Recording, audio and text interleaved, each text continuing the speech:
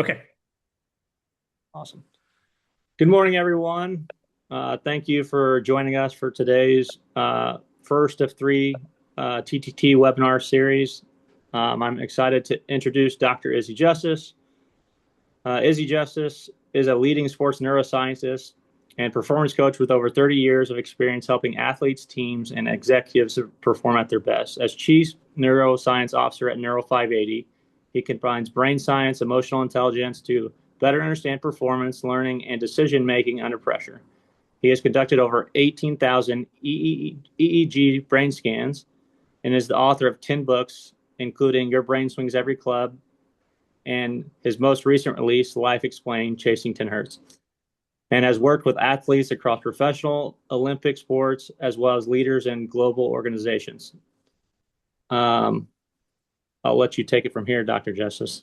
Thank you for doing this for us. Appreciate you. Okay. Logan, thank you for having me. Everybody, it's very nice to meet you all virtually. I want to start by apologizing for having to move from Monday to today. I had some health issues going on that caused that to happen. So, with that, let's get started. So, um, I'm very happy to be talking to you about what I've learned. And my confession is that even though I've written books on golf, and even though golf is one sport in which I work in, I actually work in lots of sports with many athletes, head coaches, assistant coaches, teams, and all of that combined is probably 40% of what I do. Most of my work is on the corporate side. I work with companies and organizations. Um, so golf is a small piece of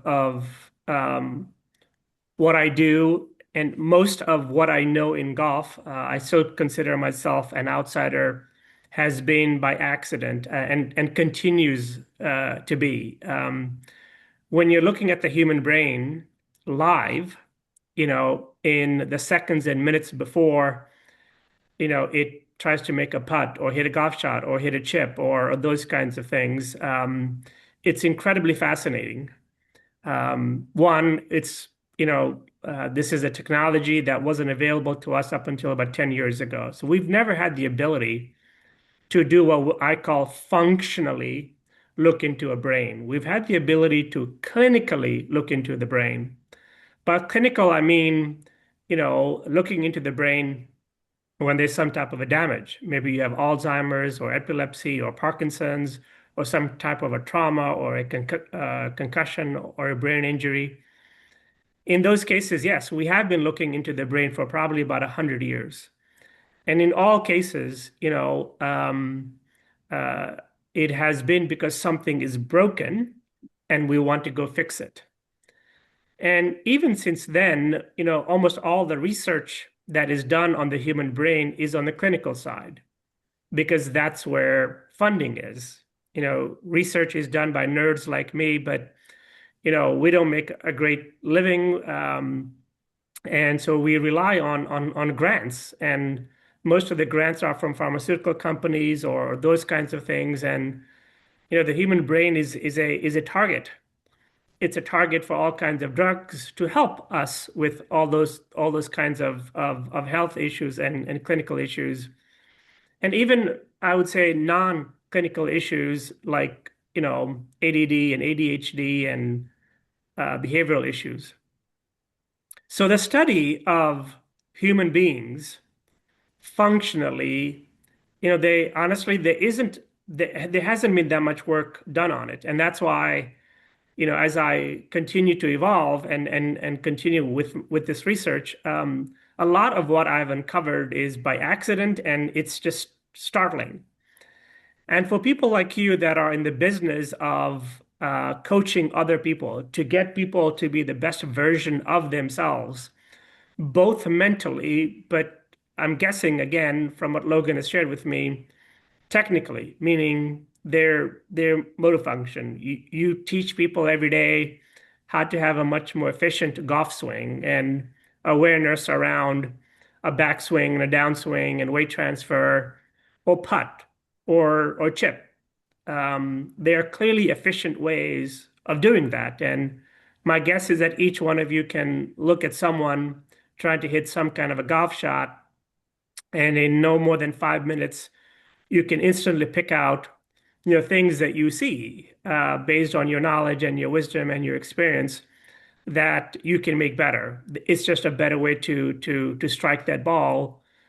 Um, so in your line of work, what I basically want to convince you today that learning about the human brain is no longer optional.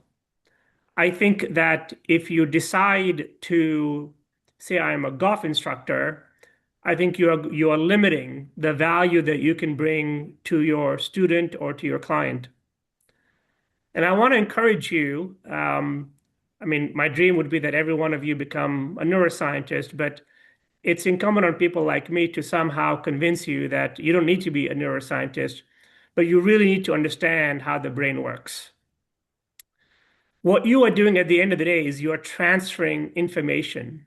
It's a knowledge transfer business. That's the business that you're in. You're transferring information from your brain to the brain of your student. And that information is something technical or something mental or something that you see. If you agree with that premise, then, essentially you're transferring files from your brain to somebody else's brain, and that is a cognitive function. The way with which you can, number one, access everything that you know. All of you have, my goodness, I don't even want to guess how many golf swings you've seen, how many certifications you've gone through, how much success you've had. You have a lot of inventory in your brain. That inventory that you have as an instructor, as a coach, um, you want to access it. When you see someone doing something, you want to be able to access all of it. Something that you learned 20 years ago from someone else, or 30 years ago, a book that you read, or a seminar that you went to, or in this case, listening to someone like me. So you as an instructor have to access something in your brain that is contextual to the situation at hand. That is a cognitive function. And I'm telling you that as an instructor, the ability to do that has never been harder, not because something is wrong with any one of you, but because of the human condition that we have all found ourselves in, which I will explain in just a few minutes. So that's just one side of the knowledge transfer. The other side of it is you're transferring that information to another brain. Well, that's predicated on what's the competition for the information that you're sharing versus what is in their brain. If they have a million things going on, that lesson that they have with you or that hour that they have with you is going to go nowhere. And then what we're learning is that, in addition to their brain, it's also the timing of it. So given all of that, my goal on this session with you is I really want to educate you as much as I can on the role of the brain. How can you make access to what you do, significantly better, especially as the day progresses? Your human brain at 3 o'clock in the afternoon, if you start your day at 8 o'clock and you've had lessons, I hate to say this, guys, is not the same brain as at 8 o'clock in the morning. Your brain has soft tissue. It is going to get tired. It's especially going to get tired depending on how much each lesson costs to you cognitively. Someone might be pretty easy and give you a hug afterwards, and oh yeah, that was really good. You really helped them. And another one, it's frustrating for you or them, or they don't get it. Um, so you have to understand that, this brain that you have is soft tissue. It's not hardwire. It's not a hard drive like your laptop where you just turn something on. It's always going to come on. All the files are always there. You can always chat GPT or Google something. No. And the same thing with the person that you're teaching. If you have a lesson at 4 o'clock in the afternoon, if you just started at 8, I'm telling you, it's hard for both of you. But there are adjustments that you can make throughout the course of the day so that you are giving the person that you meet at 4 o'clock the same high quality content and style of knowledge transfer as you do with the first person that you see at the beginning of your day. So my goal is to educate you on that, how to make you, from a neuroscience perspective, a much better coach. Logan went through a certification process, and Logan, I would actually invite you as I'm going through stuff, and if there's something practical that you learned from the certification process that you can bring to bear at the time that I'm sharing something, please do. Will do. So let's start. The first thing that I want all of us to do is take a pen and paper. Uh, uh, it doesn't matter what. And I'm going to ask you a question. My question is, and I'm not going to ask you to share that on screen with everybody. So just write it as comfortable as you feel. I want you to think of either a lesson that you did or a round of golf that you played that was simply amazing. You were in that proverbial zone of flow state or zen, confident. Like, think of either a round of golf or a 9-hole round of golf that you played or lesson that you did where you felt that, I mean, everything was just, going really, really well. It was the best version of yourself. Now, I want you to think of five, 1, 2, 3, 4, 5, one-word attributes. So there'll be 5 words that best describe what you were thinking, feeling, or doing. And I'll give you about 30 seconds to do that. Don't overthink it. It's pretty simple. 5 one-word attributes that describe that day that you had your best round of golf or lesson, or worst case, something that you witnessed somebody else do.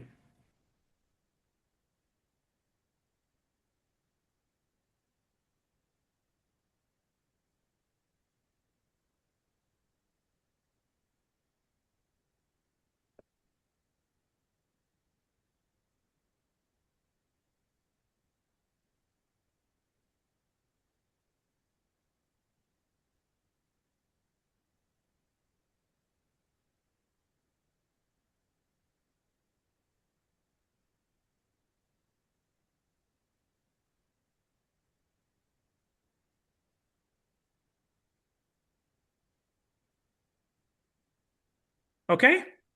Now, if you don't mind, unmute yourself and just rapid fire. Just tell me one word that you came up with. Focus. Calm. Focus. Okay, hold on. Please.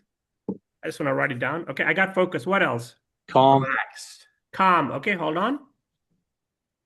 And I think I heard relax. Okay, others? Aware. Aware. Okay.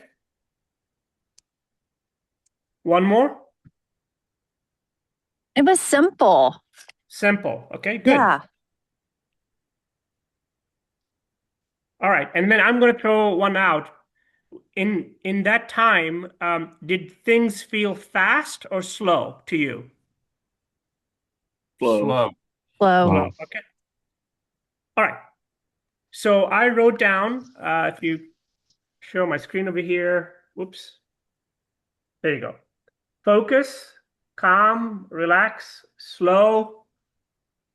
These are your words, all right? Okay. Now the question I have is, I'm going to show you one slide over here.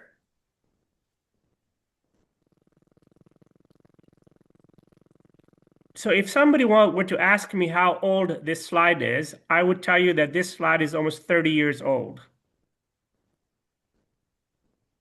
And you're using the same words that are on this slide, right? You said focus, focus is here. You said calm is there, relax is there, aware is not there, but they're basically describing the same state. Correct? Okay. Now there are 2 things that these words have in common. Does someone want to guess what they are?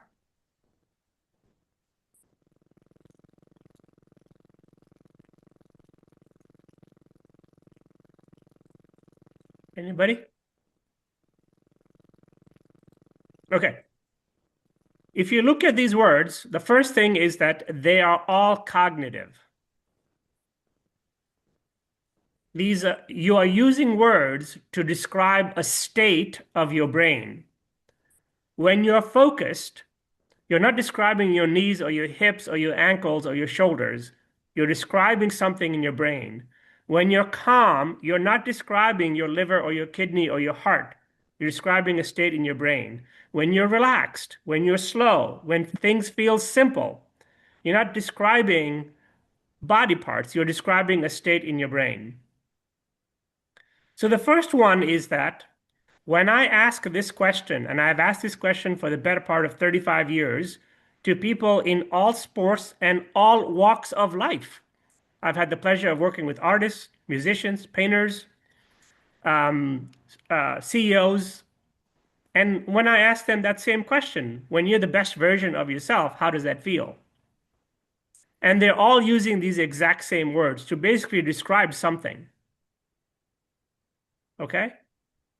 So, number one, when people perform at their best, they're basically describing the same state that you just wrote down in your on your piece of paper. The second one is that it is not a secret. In fact, it has never been a secret. So my team and I went as far back as 400 BC. We scoured all the research, autobiographies of great people, warriors, artists, philosophers, thinkers. And we said, hey, at the time that somebody was doing something amazing, as far back as we can go look, how did they describe what they were doing? And guess what? They all use the exact same words.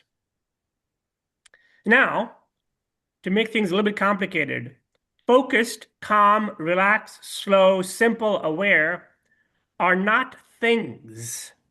These are words of the English language, but they're not a thing. A thing is your ear or your nose or your mouth or your teeth or your liver or your kidney or your shoulder or your knee. Those are things. There's a start, there's an end. We all know what they are. We can see it. So they're all describing something. What are they describing? And you'll note on this slide that I'm using the term zone, but we've used terms like this forever. We've used Zen, we've used confident, or what is very popular now, we use flow. But these are also words.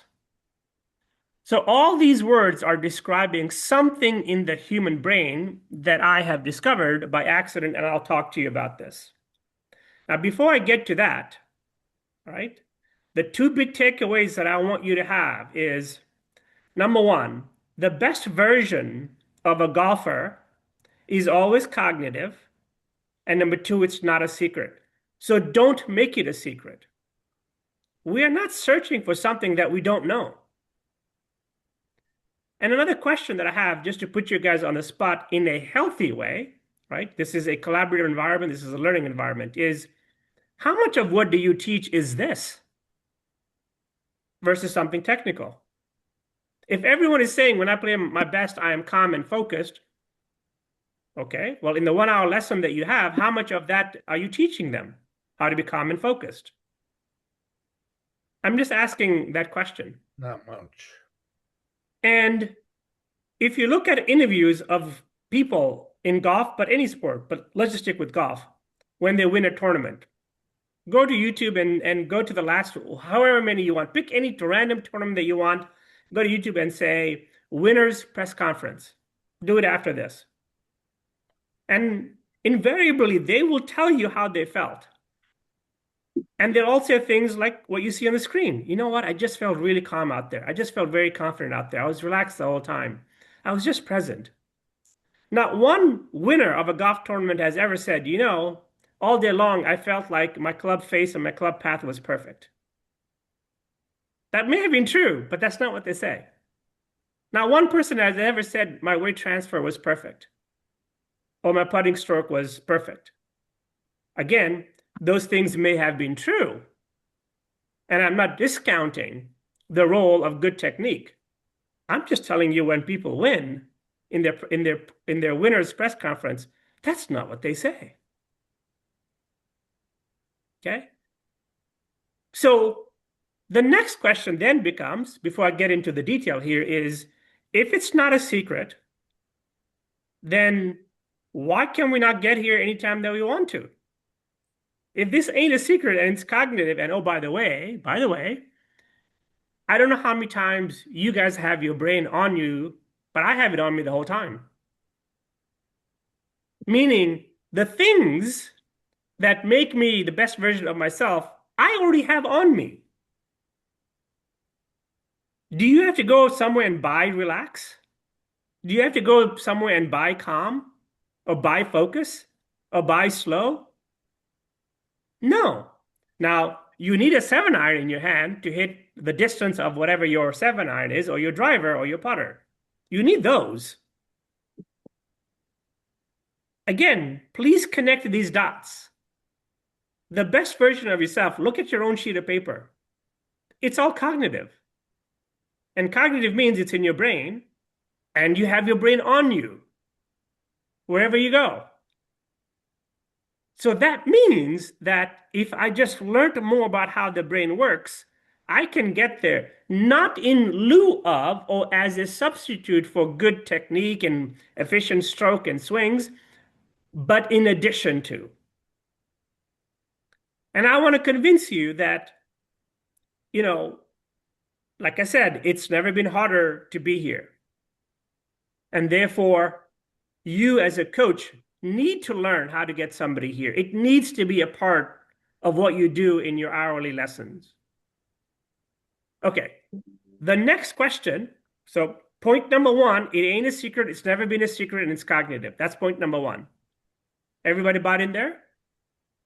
Yep. Okay. Point number two is, if it's not a secret and it ain't never been a secret, then why can we not get there on our own? And so let me go through that reason first before I tell you how to get there. Make sense? It's important to understand what keeps a normal human being from getting to this state all on their own. All right, so what is the problem? So the first one is that the average EEG, so EEG is the measure of noise in your brain. It's what I measure. It's what other neuroscientists measure. For a normal person today, so all of us are normal, meaning we're not clinically, diagnosed with something.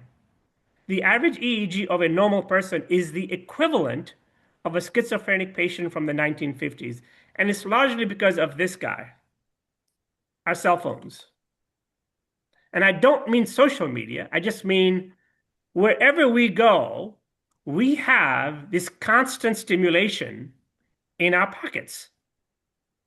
And our brains were not designed to constantly consume this volume and intensity, two separate things, of stimulation. So the analogy I always give is, imagine if Logan said, hey, guys, after this call is over, each one of you gets a coupon to a restaurant that's near your house, and it's basically all you can eat all day long. And you guys are like, oh, dude, Logan, way to go. Thank you so much. So you go to the restaurant when it opens with this coupon because you're going to just sit there and eat all day long. It opens and you're like, oh, you start eating eggs and pancakes. You start eating. You take a short break and you stay there. And then as soon as you feel something, you start eating again. Then you start eating lunch. Would you agree with me that by about 2 or 3 o'clock, you'll be like, oh my God, I can't eat anymore. This is too much. Right?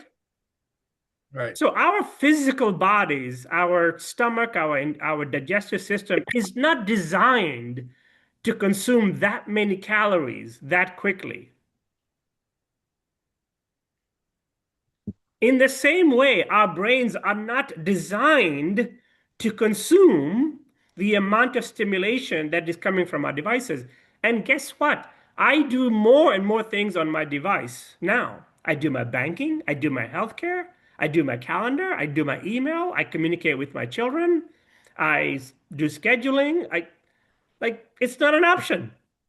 I can't function without it. But it is coming at a severe cost. If I took any one of us and I transported us in a DeLorean back to 1950, some of you will get that joke, but if I did that, we would be clinically diagnosed as being schizophrenic. So when you have that much noise in people's head, what is the problem with that? Well, the problem is that 65% of the time, and this is a Harvard study, your mind is wandering. It is not where you are. And on average, there are about 12 narratives playing at any given moment. Only one of them is the present situation. Now imagine your job as a coach, as an instructor, and you got a lesson going on. That means in 1 hour, at best, you have 20 minutes. And it's not a contiguous 20 minutes. It might be a minute here, a minute there, or 2 minutes here, 3 minutes there. And the other 40 minutes, both you and them, mostly them, is going to be thinking about something else. Not because there's something wrong with them or that they're flawed or something's wrong with you. It's the cost of the human experience today.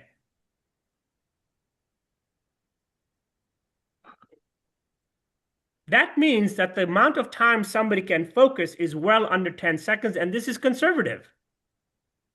It's about 3 seconds before your mind wanders. So it's thinking about something else. Remember what I said at the very beginning. You are in the knowledge transfer business. You're transferring files and information from your brain to their brain.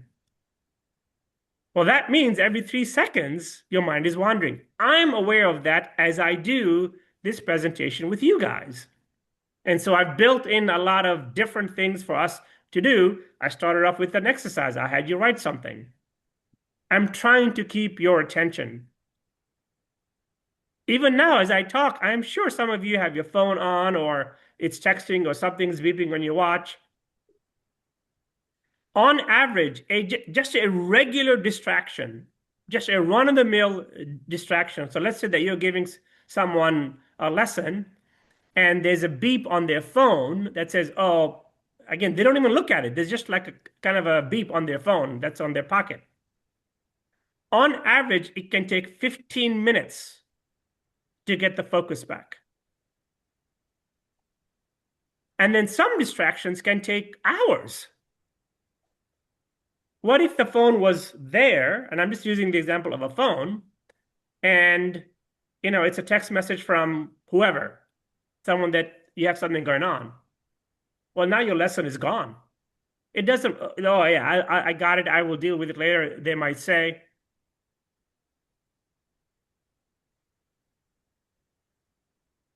Hey, Dr. Justice, can I say something here? Sure. So this is something Dr. Justice said in the first week of his certification, and I had this happen all the time to me, that I would lose focus on a conversation in the middle of someone talking to me. And one of the neuro hacks he taught me is if you do an eye trace of their head shape or even their nose or their eyes, it's a neuro hack in his app. It's called eye trace, but just doing that can get your focus back. And I thought that really was insightful from a practical standpoint. So, okay, we're not quite there yet. Yeah. That comment would be helpful when I get to neurohacks. All Okay. right. All right. So, okay. So there are tools that Logan he kind of skipped ahead over here, but there are tools that we can use to address this. But make no mistake, as an instructor, this is your number one challenge. I feel very comfortable telling you that the number one challenge of your job is to manage this yourself and for them. You have no choice. You can't avoid this problem. You will be diluting the value of everything that you have to offer if it's all going to a brain that is saturated, that is noisy. All right? So please understand that this is now a global problem. This is not an athletic problem. It is a global problem, and it is a human experience problem, a small part of which is a golf shot and a golf lesson problem. Okay, Let me connect the dots. I have this in front of me. All of you said calm, focused, relaxed, slow, simple, aware. These are cognitive. This state is a state that we all want to be in. It's in our brain. But the human brain is not designed to be in this state. Okay? So, and it's getting harder and harder and harder and harder to be in this state. Those devices are not going anywhere. So every day there are more devices bought and sold than there are children born in the world. All right? Okay. So where do we start? Right? So hopefully what I've done is I've told you that it ain't a secret. It's cognitive. And number two, we are facing some major headwinds here. So where do we start? To me, a good start is to understand how the brain works with the motor function. Now, the brain has electricity. Did you guys know that? And that electricity travels through a system that we call the nervous system. An average male in the world is 5'7" and 160 pounds. The average male has somewhere between 30 to 35 miles of nerves in their entire body. This picture on the far right is real. That is the highway system in which that electricity travels. Can someone other than Logan tell me what a genius design it is to have electricity and what it can only be electricity? Why do we have electricity in our body? Why is electricity responsible for motor function? Anybody? Why could it not be osmosis or gravity or light?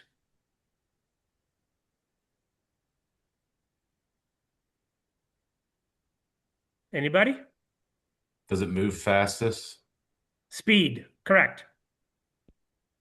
The reason is we need something that can process information and motor movement super fast. It cannot be light because our body is opaque. Light cannot travel through a wall. Okay? It cannot be gravity or osmosis because it's too slow. So think about this, guys. If you're walking somewhere and about 6 feet in front of you, you see a snake. We are designed to see that snake, recognize it, turn around, and run the other way in what, 2 seconds? Correct? You all buy what I'm saying? Okay. But think of what just happened. Your eyes saw something.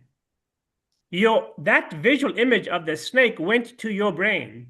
Your brain interpreted it. There's a difference between a snake, a black snake, and a black stick. Not only did it label it snake, I mean, there's so many labels we have in the language, but it labeled it snake. It then converted that label into danger.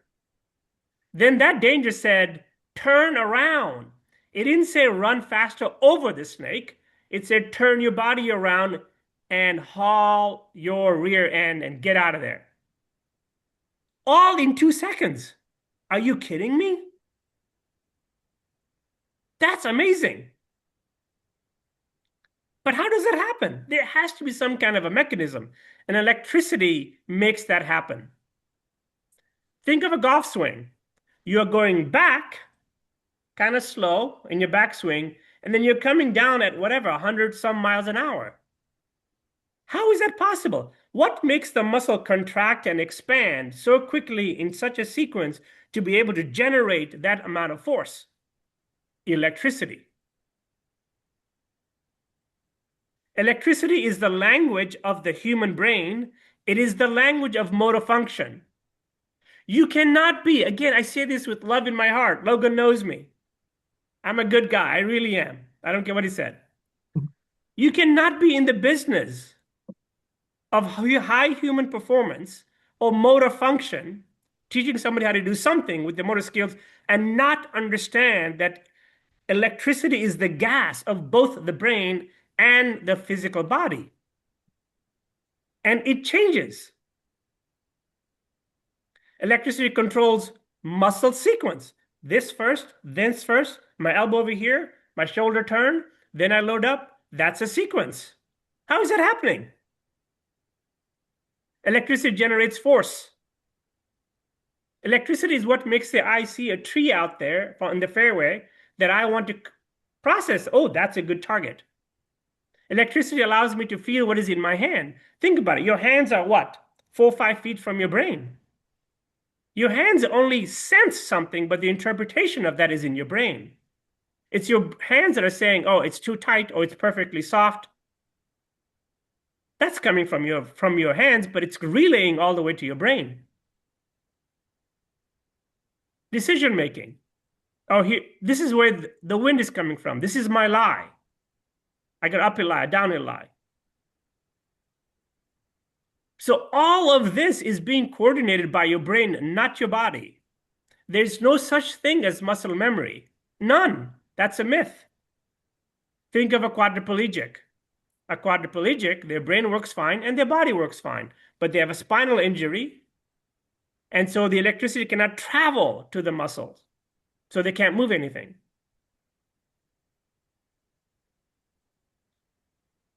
So as you now begin to understand that this is the Holy Grail, everything that I'm going to talk to you about is how to get yourself and your student or your golfer into this state.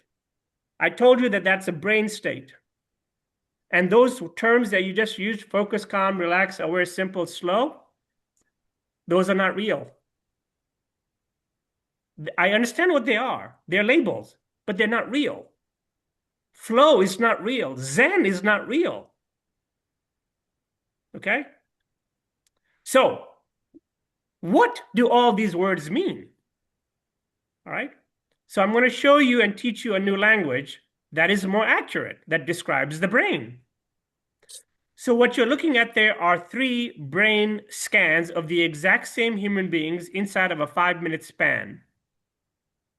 Now, the brain is not red, yellow, or green, as you see on your screen. The brain is pink and white and brown. The red, yellow, green are colors that scientists around the world in every science use. Red means intense. Think of the radar app, weather app that you have on your phone. And you want to see a radar picture of the weather. It'll show you red, yellow, green in terms of the weather coming in your area. But you look outside the window, the sky is never red, yellow, or green. But red implies intensity, hot.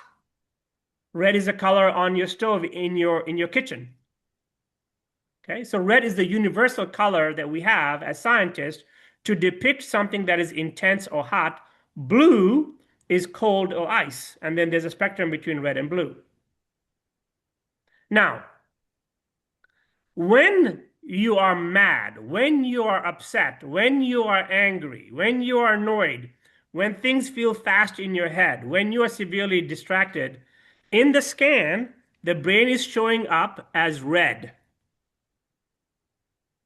Because there's a lot of thoughts going on in your head. Your brain is doing a lot of work. The yellow brain is a normal brain. This is a normal, healthy brain that you see over here. The green brain is the words that you just described. Focus, Super. calm, Come here. relax. What? Oh, sorry. I'm sorry, what? I don't understand. I think don't worry about it. Okay, sorry. I'm sorry. I thought there was a question there. Okay. No. The green brain is all those words. The focus, the calm, the relax, the aware, the simple, the slow. All of that is happening in the green brain. When the brain is red, you have a 5% chance, essentially, of, hold on. Sorry, okay, I'm not going to be checking the chat. All right, when the brain is red, there's a 5% chance that your motor sequence is going to be correct. There's a 5% chance that your sensory input is going to be correct, like what you feel in your hands. When we are normal, it's 40%, and look what happens when we're green. Okay. But you just made the point. When you're focused, calm, relaxed, simple, aware, you play your best. That's what 80% means. So the analogy that I want you to have, and I've tried many of them, but the one that seems to work the best is imagine that there's that your favorite coffee shop is about 5 miles from your house. And normally it takes you 10 minutes to get there. Okay? Your favorite coffee shop is 5 miles from your house. It's a 10-minute drive. Now, when there's no traffic, you can get there in whatever, 6, 7, 8, 10 minutes, correct? Now, look what happens when there's more traffic there. It's going to take you longer to get there. You'll get there, but it's going to take you much longer. And look what happens when there's a lot of traffic. So, the more thoughts that are in our head, right, the electricity goes up in our brain. Now, just remember, if everybody can do this, take your hands and put them together like this, right? Now, the size of your brain is the size above your wrist, the size of your hands above your wrist. So from here above is basically the size of your brain. It's 3.5 pounds, and it is caged in a skull. It is the only organ in the entire human body that is fully caged. So what does that mean? That means when electricity goes up and the heat goes up, there's no place for it to go. Look at my heart. I can expand my chest. My rib cage is flexible. Your skull is not flexible.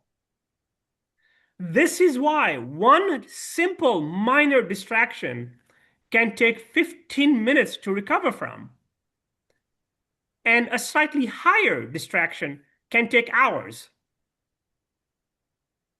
This is why I have found accidentally that the most expensive shot in golf from a brain perspective is a short missed putt.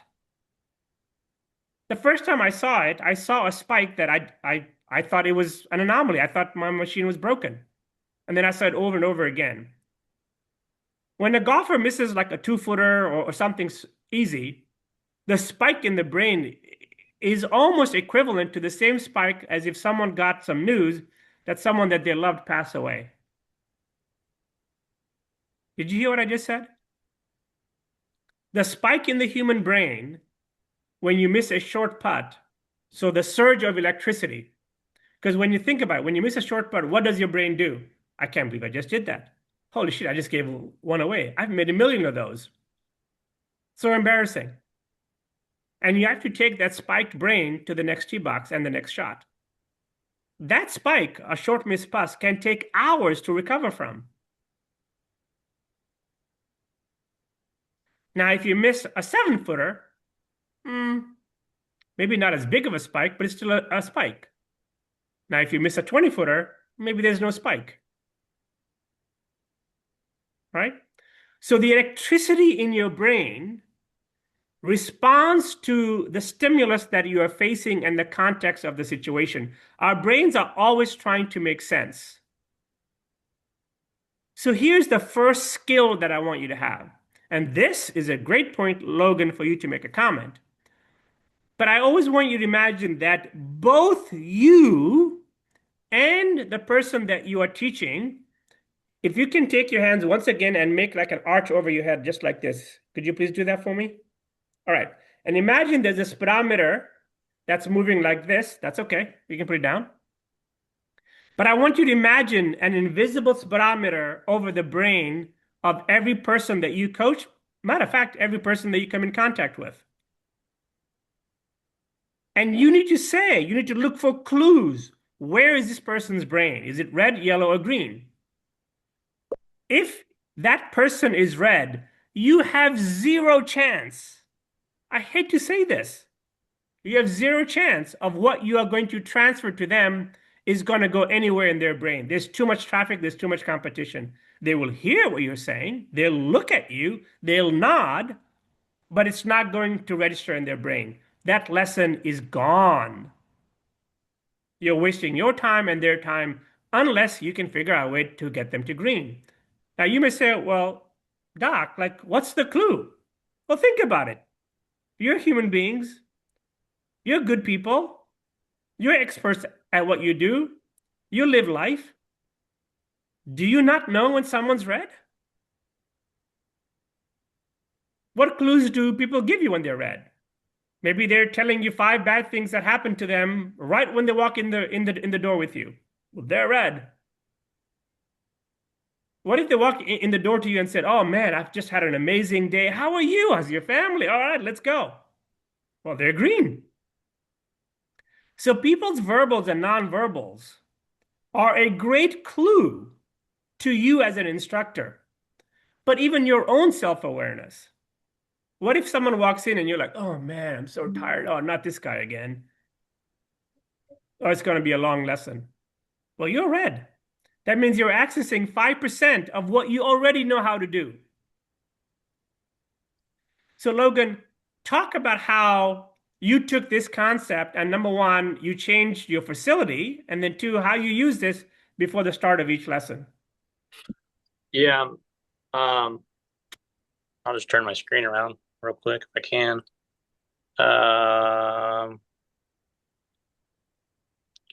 There's a little board over there. And in the top left, I have a thing of notes, and I'm writing this down kind of like in the first 5 minutes of where I feel like they're at, yellow, red, or green, based off their verbal cues. If I know them better, I'll just straight up ask you, on a scale of 1 to 10, where are you at today? And I'll even get the Neuro 580 app out and say, hey, are you yellow, red, yellow, or green? If I know them better. If it's a first lesson, I'm getting their verbal cues. I'm seeing if they're talkative, or if they're more shy and quiet. If they're showing up late, I know they're probably not going to be in green because they're late for their appointment. So, yeah, I'm doing this as soon as they walk through the door.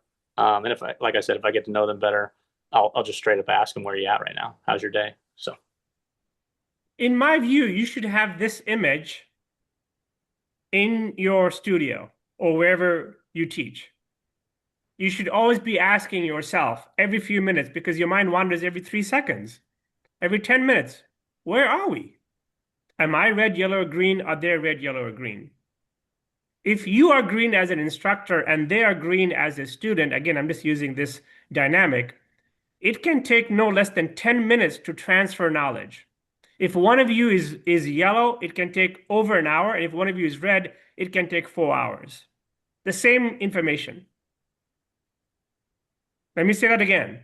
If you are green and they are green, it can take less than 10 minutes to transfer the same body of knowledge than if either one of you is yellow. That can take over an hour. And if one of you is red, it can take 4 hours. That means there will be almost a zero knowledge transfer. Doctor, Okay? can I ask a question? Of course. There's probably a much broader scope to this, but obviously where you started with all the noise, specifically phone.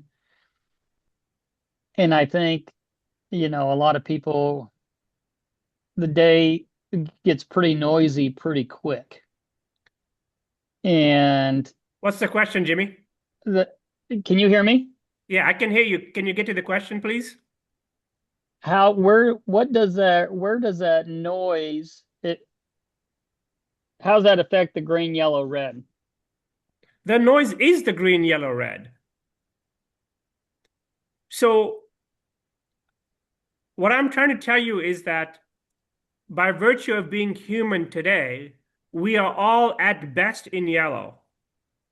Green has this focus, calm, relax, aware, simple, slow. This is nirvana. This is like unbelievably more difficult than any other time in the history of human beings to get to. So one of the things that you have to do is we need a new set of tools, which I'll teach you in just a second, to say, okay, in the moment, how can I get to green? Not permanently, but in the moment that I feel I'm either red or yellow or somebody else is red or yellow. If you're playing golf, here's the great thing about golf that other sports don't have. In a 5-hour round of golf of 18 holes, here's the question. How much time in that 5 hours do you need to be in green? Anybody?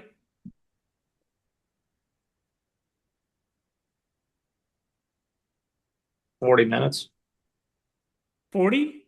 Yeah. Another guess? I was thinking 20. Good. Another guess? I'd say less than 10 minutes. 6 minutes. That's right.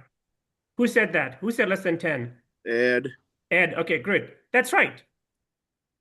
So the most magical moment that you have to be green is somewhere between 20 and 10 seconds before you start your backstroke or your backswing.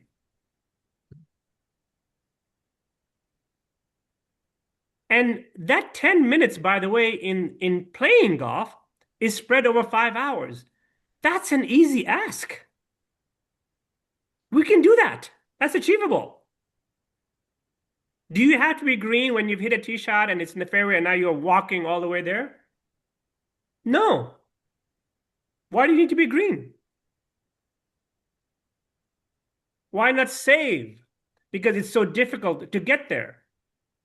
So you should be teaching the fact that in the game of golf, not the instruction of golf, in the game of golf, you need your brain to be in green for about 10 minutes spread over 5 hours.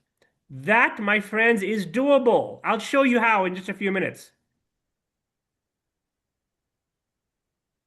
But they need to have a language, because these other terms that we're using, focus, calm, relax, simple, slow, in the moment, one shot at a time, we've got to get rid of those terms. They're not things.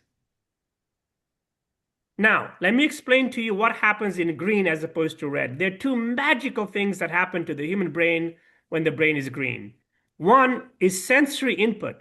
When there's no traffic in the brain, the sensory input from your hands, from your feet, from your eyes, from your body has a place to go. It's amplified. Think about it. Sensory input is always available to you, is it not? When we're sleeping, you may think, oh, it's shut off. No, it's not. If you're sleeping and you hear a loud noise, will you not get up? Well, how did you hear the loud noise? So sensory input is always available to us. That's the gift of being human. We already have it. But there's no place for sensory input to go when your brain is clogged up with so much noise. So get this. This one you may want to write down. Every higher human experience and human ability, every higher human experience and human ability happens at 10 hertz, which is the frequency of the brain, which is green. If I asked you, tell me the best concert that you ever went to. If I asked you, tell me the best meal that you ever had. If I asked you, tell me the best conversation that you ever had. If I ask you the best anything that you ever had, I promise you, you'll be telling me, you'll be describing the exact same moment. I was there. This tasted so good. I could hear everything. My brain was not in the past and it was in the future. I was right there. So the green brain gives sensory input. You can literally feel the pressure of your grip. You can feel the weight of the club head. You can see the dimple on the ball. When you look out there, you can see the grain, the blade of grass over which the ball's going to roll into the cup. Every athlete in every sport, this is what they're chasing. They want to be present. But think about it, guys. What does being present mean? Does it not mean that when you're present, you see everything in the moment, you feel everything in the moment, you hear everything in the moment? Is that not what that means? Well, then why are you using cliches like be present and one shot out of the time? Think of how annoying it is to tell a golfer, hey, just take one shot at a time. Or be present. Forget about the bad shot. You may think that you're telling them good, but you're describing something so vague. So much easier to say, hey, let's get to 10 hertz. So the first thing that I need all of you to do, if you want to be better at this and solve the real problem, is to change your language. Your language. Get rid of the cliches. Get rid of all these 600 emotional labels. You should convince yourself that the more cliches you use, the more emotional labels you use, the less effective you are at knowledge transfer.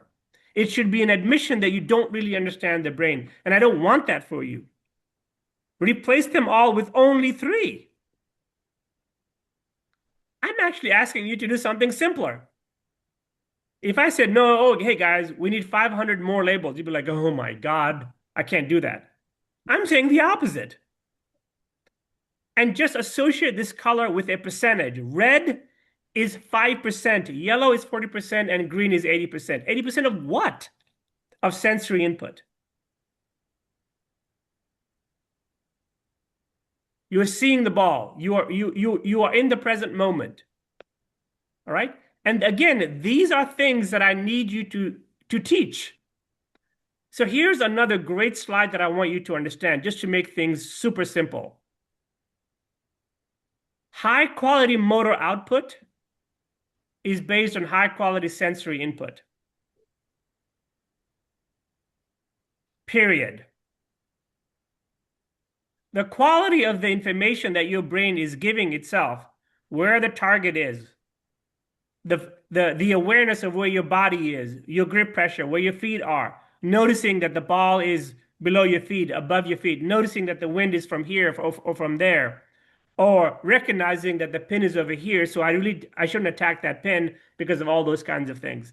That's sensory input. High quality sensory input equals high quality motor output. But in between those two is your brain. And so the real battle is between attention and distraction. As a coach, as an instructor, you have no choice, in my view, but to address this battle. You cannot send a warrior into the battlefield without the right weapons for the war. And forgive me for using that analogy. That's just an analogy I'm using. Let's go back to what winners say when they've won a tournament in their press conferences. Man, I was so calm out there. I was just so confident. I was so relaxed.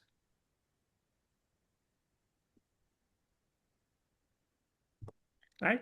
Now, again, how often do all of you have your nose on you? How often do you have your feet and hands on you? How often do you have your ears on you?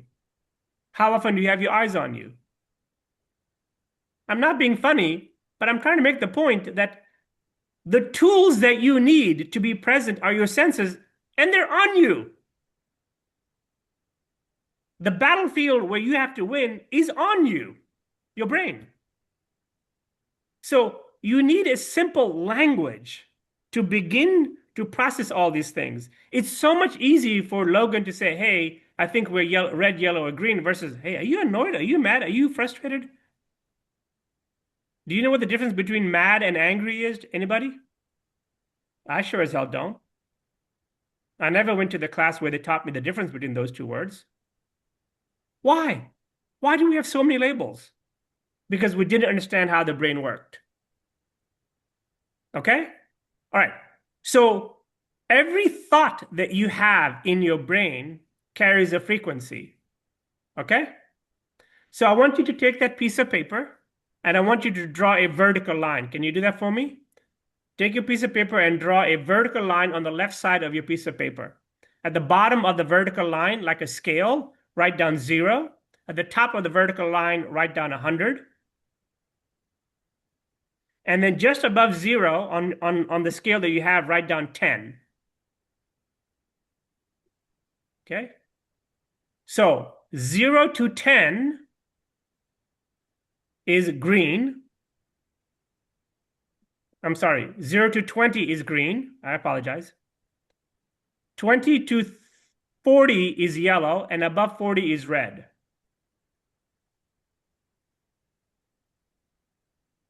So we can measure electricity.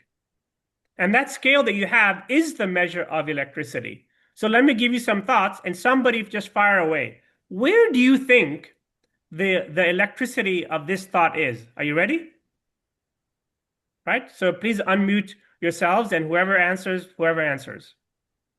So here's a thought. I'm over a golf ball, and my brain says, don't hit it left into the hazard. What frequency is that? Anybody? Yellow. No, give me a number. 30. Okay, somebody else? 60. Somebody else? 80. It is 80 or above, always. Now think about that. In trouble. The only way that that is 80 above, the only way that your brain tells you don't go left into the hazard, think of what the inventory it is bringing in, it is recruiting to make you aware of that. You think it's good stuff? No. It's remembering a time that you did do that, or the context of the situation where if you went left, the consequences would be so high. There's a lot of inventory being recruited by your brain and consequences being processed when you say don't. So if you ever have a thought as a player, or if you should coach people, if they have a thought over the ball, especially in the last 5, 10 seconds, and their brain says, well, make sure that you don't go left, you're done. The odds of a neuromuscular disruption are extremely high. Okay, let's do another one. Make sure that you make a smooth backstroke. What's the frequency of that? 30. 30, okay. Somebody else? 40. 40, okay. It's around 30. Yeah. Okay. Now you would say, whoa, whoa, whoa, Doc. I like making a smooth backstroke is a good thought. That's true. But is it sensory input? No. No. Where do you think that thought of make a smooth stroke came from? Oh, maybe because you were making not so smooth strokes, or maybe your coach told you to, or maybe whatever it is. It is not sensory input. Okay? So what if the thought when you're over the ball and you're about to make a putt is it's going to go over right that blade of grass into the cup? 10. That is 10. Now, look at this slide over here. This is in my book. This is from all the brain scans I've done. Look at the thoughts on the left and look at the frequency that they're attached with. And then look on the far right with the percentage make. And these are putts inside 12 feet.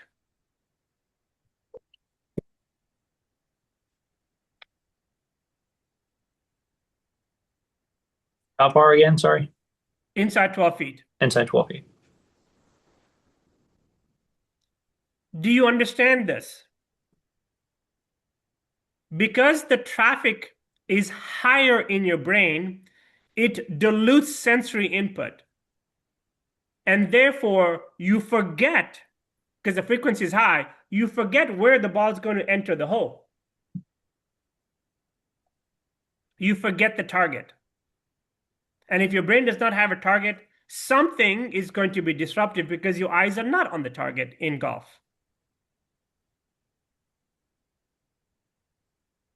So thoughts are a big clue. And if these thoughts happen in the last 10 seconds, it is the largest predictor of the outcome. So I can predict the success of a putt or a golf shot by looking at the brains of golfers in the last 5 to 10 seconds before they hit that putt or that golf shot. If I see a spike, I don't know what their thought is, because how can I know what the thought is? But if I see a spike in them, I know the odds of them making that putt are going down. And depending on the spike, I can predict with a 90% accuracy whether they're going to make that putt or not. It is true on occasion that I see a spike and they make the putt. And in those cases, almost every single time, it's an aggressive stroke. Quick question. I was reading a book about thinking and thoughts, and it was saying that thoughts are good and thinking is bad. So I think back to the greatest shots I've hit. Usually nothing's going on in my head.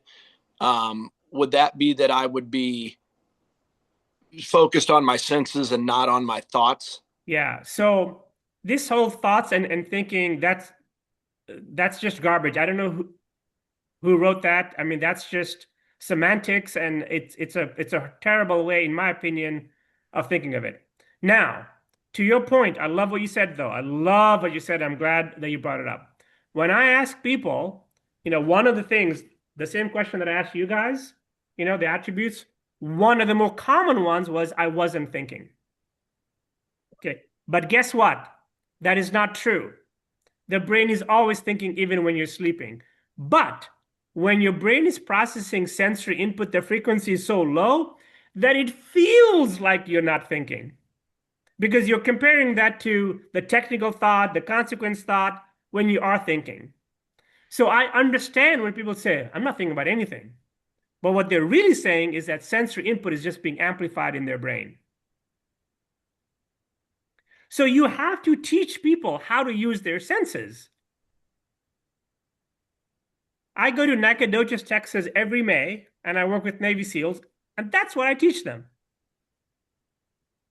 If a sharpshooter is going to take a shot 3,000 meters away, he needs to look through that, goggle and eye and make sure that he's picked out a really good target. So when your students, as an instructor, are talking to you, I want you to be able, and by the way, you don't have to be accurate.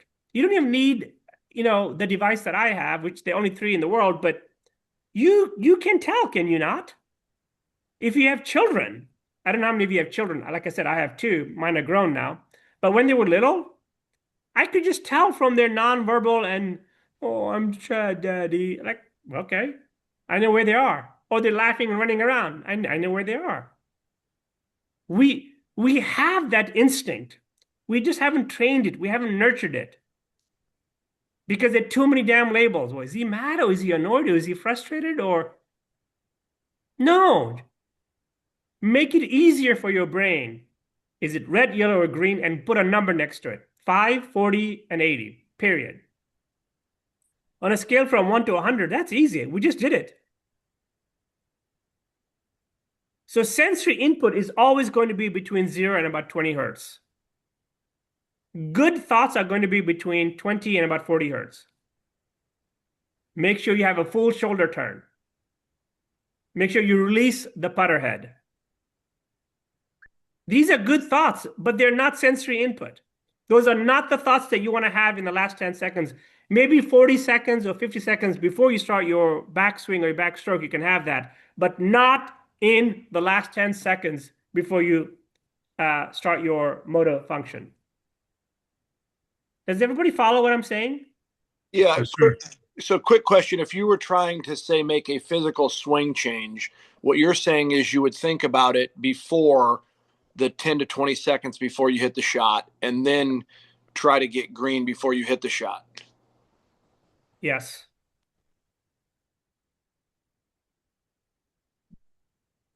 So I feel like if I don't think that technical thoughts are wrong, by the way. I play golf. I'm a 5 handicapper, but I have my technical thought around second 45, second 40, and second 30. But from second 30 downwards, I'm just looking out there. I'm looking for a tree, a cloud, a bunker, a blade of grass, a landing spot. I'm flooding my damn brain. So it's not a choice, it's a sequence. If you're instructing somebody how to make a swing change, and this was in the audio recording that I think Thomas sent earlier, like, make sure that at a minimum, every third swing, you're forcing them to make that feel that you want them to have or the position that you want them to have to a target out there. Now, if you're indoors and you have a screen, put a damn golf hole out there. Golf is the only sport, I work with a lot of sport, where the arena in which people practice is incredibly dissimilar to the arena that you perform. Soccer players practice on a soccer field. Basketball players practice on a basketball court. Tennis players practice on a tennis court. You know where we practice? On a driving range, in a simulator. On a practice putting green where there are 10 holes. How many holes are there when you play golf on a green? 1. You think your brain doesn't know that, so it wanders. So it's very easy when you're in the practice facility to become very lazy with targets. And as a coach, you got to change that.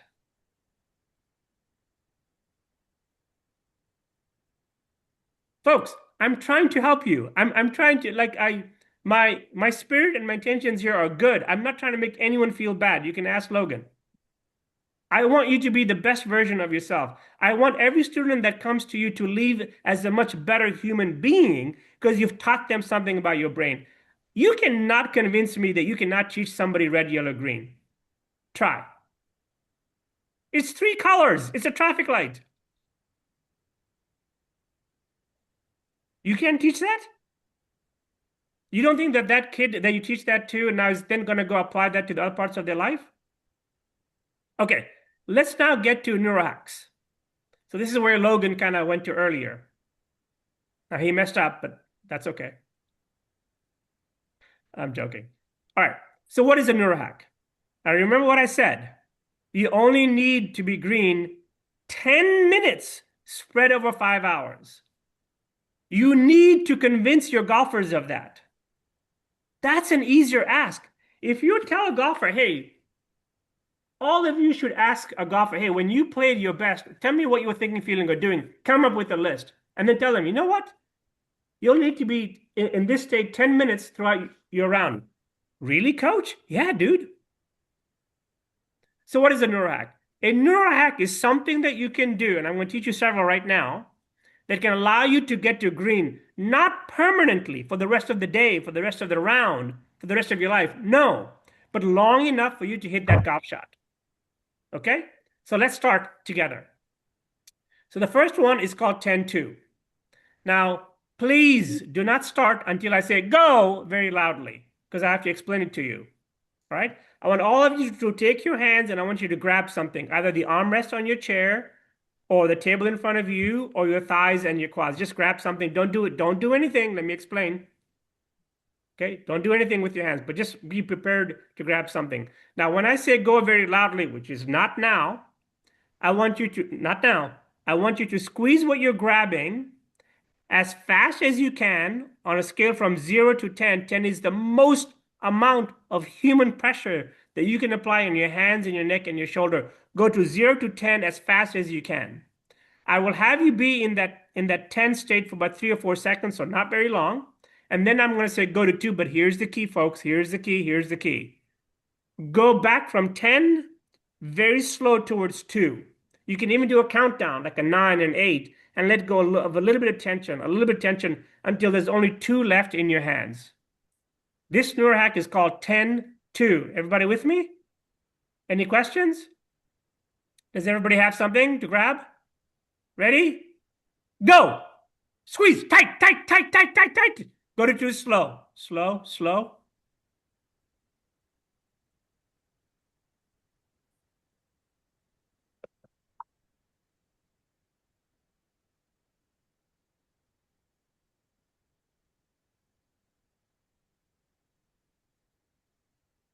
Okay. Open up your mics and give me one-word answers only of what 10 felt like. What did you feel like when you were at 10? Tense. Tense? Intense. Intense. What else? Sophie?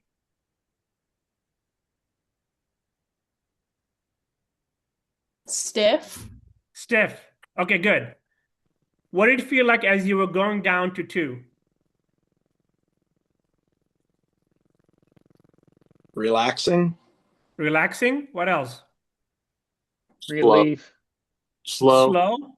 Relief. What else? Like depressurized. Depressurized. Release. Release. Do those words look similar to this? Yeah. Look at your sheet of paper. Do those words look similar to that?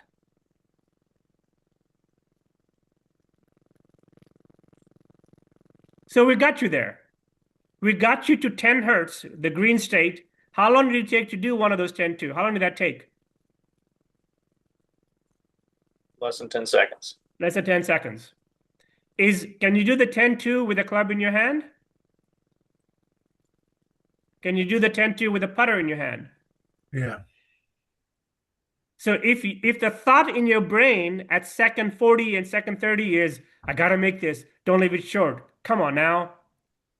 And you recognize, ooh, I'm spiking. I'm in yellow. I'm in red. Can you do the 10-2 then?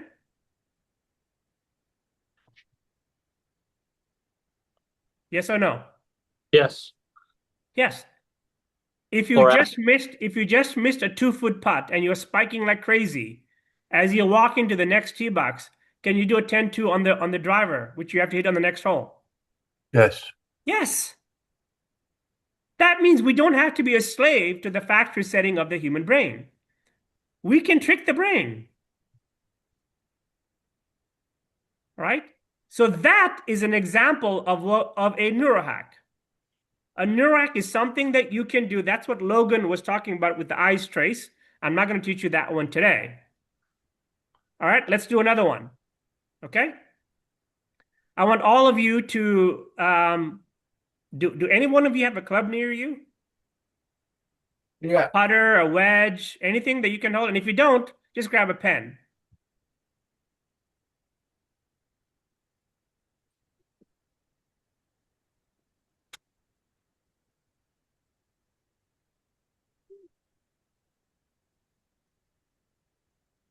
All right, everyone got something? Does everyone have something in their hands? yes. Yes. Yes? Okay, good. Now I'm going to give you exactly 10 seconds, and I want you to close your eyes, and I want you to find as many things within your hand that you can feel. Ready? Go.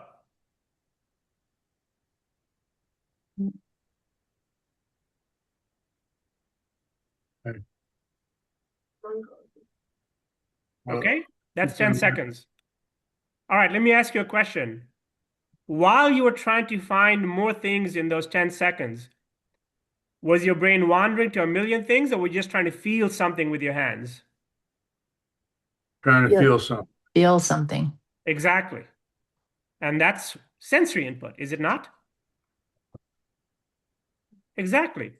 So if I have a putter in my hand or a club in my hand, and I'm going through my routine, instead of it just being in my hands, can I not feel the grip or the shaft or the putter head? Of course I can. All right. How long did it take to do that one? 10 seconds. 10 seconds.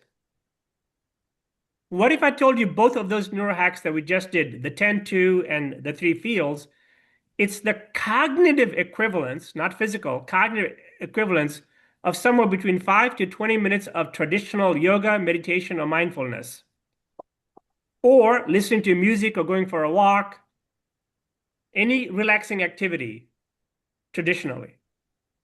But again, those take time. When you're in your putting routine and the thought comes in your head, you cannot say, whoa, whoa, guys, time out. Let me go do 15 minutes of yoga and then I'll come right back. So these neural hacks can be integrated both in your lessons when you see somebody spiking. Remember that thermometer I wanted you to have on top of someone's head?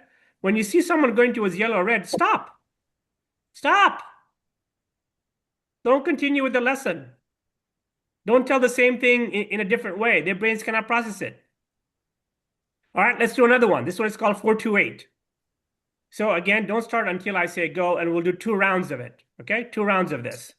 When I say go, which is not now, I want you to take a breath in at a count of 4. So 1, 2, or however your cadence hit. I want you to hold for 2, and then I want you to release in 8. So your breath out should be much, much slower. Do 2 sets of those. Ready? And go.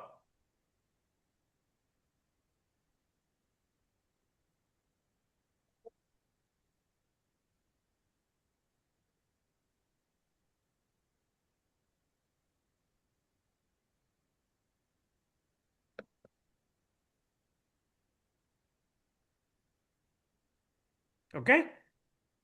Now I'm going to show you 2 videos. This is a young girl, she's 9 years old, and look at her brain as she does the very same activity that you just did. Let's throw the ball up in there slowly first. So that's a live image of her brain.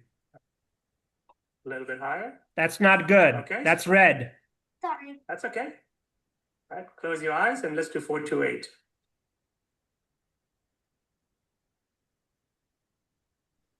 One more.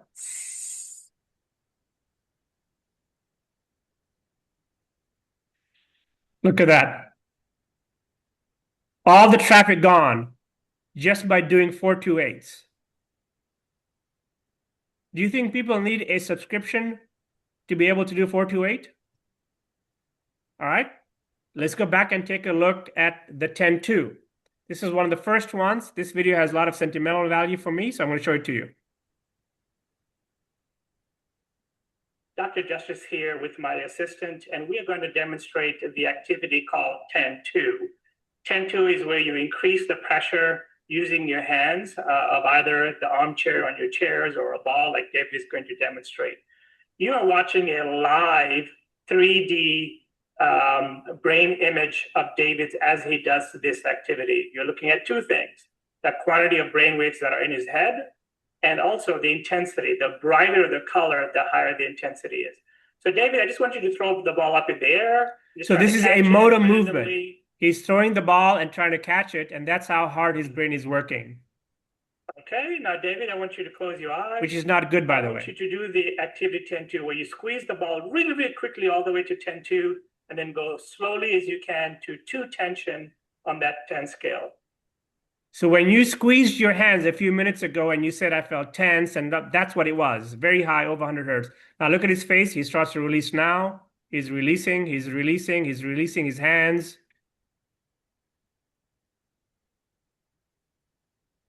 Back to green.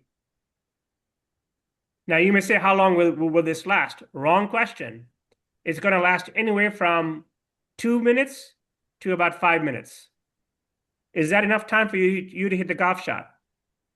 Oh, heck yeah, more than enough. All right. Now, we're running out of time a little bit, but that's okay. But we had a third-party organization out of Canada measure these using their own device. So they took our neurohacks and used their system. So here's the 10-2, and they use a term called flow, which I told you is not real, but they combined 3 biomarkers: EEG, heart rate, and oxygen. We can measure these, right? And these were measured in the human brain using an oximeter, a heart rate, and an EEG device. So that 10-2 that we did, it took 10 seconds. It basically took their flow state from 36% to 107%. Now you'll see that the heart rate actually went up because you were squeezing something. Look at the breath work here, the 428 that you just did. That also took 10 seconds. And yes, there was an improvement in flow state, but not nearly as much as the 10-2. And yes, the heart rate does go down because you're breathing slower. So breath work, which is where all of the attention is good, but it is not comparable. Breath work is what you want to do when you're green or low yellow. Breath work is not going to help you when you're red. Okay? So the 3 feels that we did with the fingers, that also took 10 seconds, and you went from 29% to 81%. Again, this is not our data. This is a third-party data.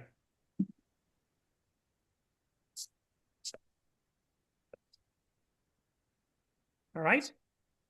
And then this one over here, I'm going to show this very quickly to you.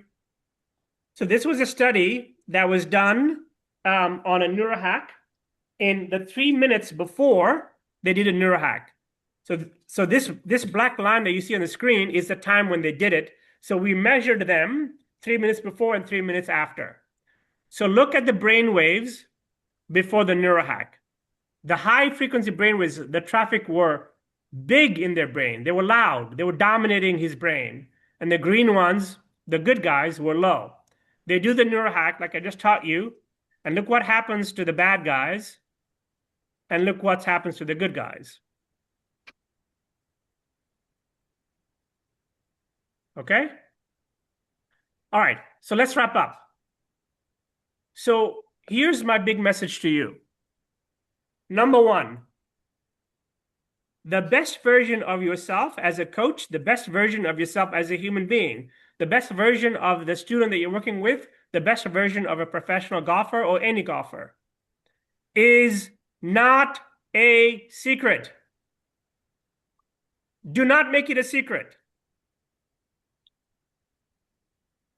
You should ask everyone the same question that I asked you, have them write it down, and put that on the wall every lesson. As an instructor, it should now be your job to say, okay, during my lesson, as this 1 hour, which is a mental marathon, 1 hour is a mental marathon of focus. It's eternity for the brain. You should be asking yourself, how far are we from focus, calm, relax, aware, simple, slow? To make it simple, have the speedometer and use 3 colors. Am I, as a coach, red, yellow, or green? Are they yellow, red, or green? Folks, it doesn't get any simpler than that. And if you're red, are you a bad person? No. If they're red, are they a bad person? No. You want them to do something and they try to do what you just told them to do and they shank it. I've done that. I've had a coach try to have me do something and I literally shanked it. I went red. That's okay. Recognize that. Get yourself to green as fast as possible. All right? Now, the tools. Can you hear my dog? Yeah. He's good. It's all good. Okay. So there's another dog at the neighbor that just started barking. All right. Give me 1 second.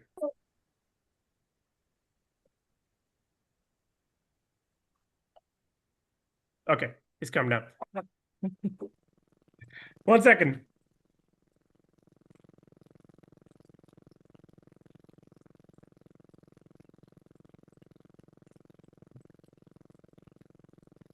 This is my buddy.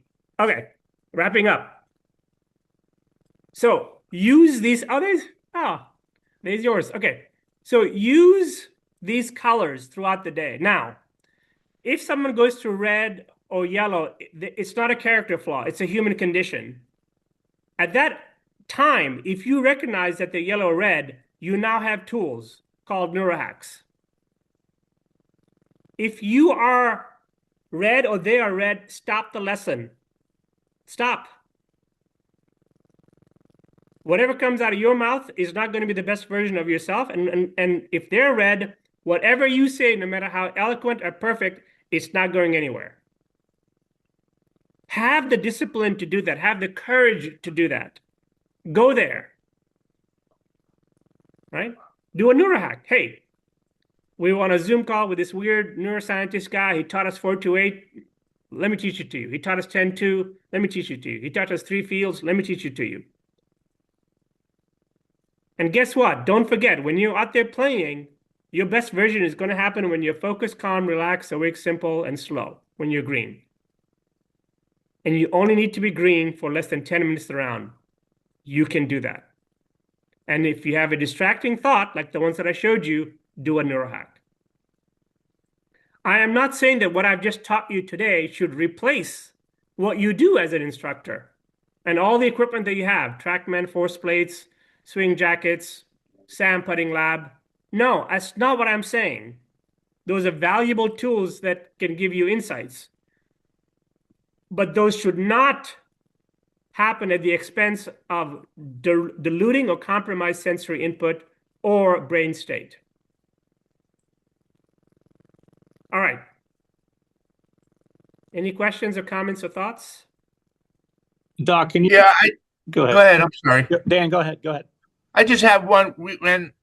Now that we know it's the red state, we were always, when we're nervous or unconfident, we were always talking about breathing. And what you're actually, it's what I understand what you're saying is actually dismiss breathing. No, that's not what I'm saying. I am saying that our ancestors, so breathing is not new. Breathing has been around almost 1,500 years. The yogis in India, the monks, but that's all we knew, right? So technology, like how would they have known to do a 10-2? How?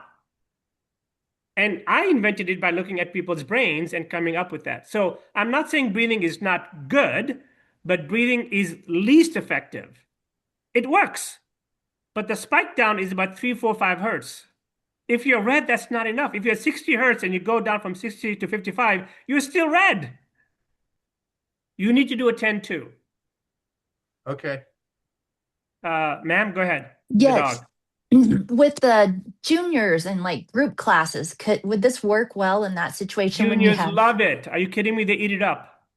This is Okay. exactly what you need to be teaching them because their minds are, oh my God, every junior has ADD. And that's not a judgment. So just teach the class, like, okay, we're going to learn this 10-2 and have them like squeeze their club or something or Yeah. their legs. Well, always start with red, yellow, green. They need to understand that. Okay. Okay. Tell them when they're playing, one of the decisions that they need to make is, am I red, yellow, green? In addition to what is the lie, what is the wind, and what's the yardage in the club I'm going to hit. If they have the discipline to ask themselves those questions over every shot, they should also ask, am I red, yellow, or green? That's a simple answer. And if you're red, well, do a neurohack. If you're green, hit the shot. It's that simple.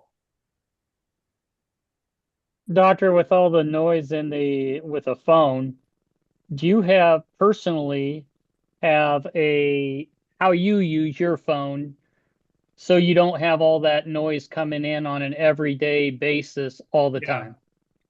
Yeah, that's a great question. And so I'm going to answer that question in two ways. One is, look, I encourage you that at the start of every lesson, you put your phone away and you get them to put their phone away and turn all the notifications off. Even one little bzz, something, 15 minutes, you're done. It's gone. Okay? Now, to the question that Jimmy asked, what do I do personally, is I really monitor when I use mine. So for the first hour and a half that I wake up, no screen time. And the last hour and a half before I go to bed, no screen time. It's not just the phone. I have no screen time. Screen time. TV, iPad, none. Right? So I don't have the luxury, Jimmy, and I don't think anybody does, frankly. It's not an option to get rid of the phone. It's just not an option. I know oh, by the way, there are some companies that sell you a lockbox. Like you really put your phone in there and you lock it. I think that's crazy. Taking the phone away does not increase or dilute the noise in your brain. It just shuts down the input. If your brain is still at 80, 90 hertz and your phone's in the box, what difference does it make? So I think that the better strategy is as the day goes along, I monitor what my brain consumes. I look at my calendar, I look at text messages from my children. I'm not on social media. Actually, I am on social media, but it's someone else that does it for me. It's not me. All right, any last questions? Logan, closing thoughts? Doc, I think the last thing is just sharing with them the Neuro 580 app and how that has all the neural hacks on it that Yeah. you recommend to give them more neural hacks and more tools to use. So there's an app, you can buy it for like a month and then you can cancel it if you want. Logan can walk you through it. It's called Neuro 580. And there I have about 30 apps, 30 neuro hacks, and they're labeled red, yellow, and green. So Dan, to the question that you said, like if I'm red, I should not be doing the green neuro hacks. If I'm green, I should not be doing a red neuro hack. Right? So you can go there, you can learn, it'll teach you about red, yellow, green, it'll teach you how to take it'll give you so many different types of neurals, including visual images from your phone.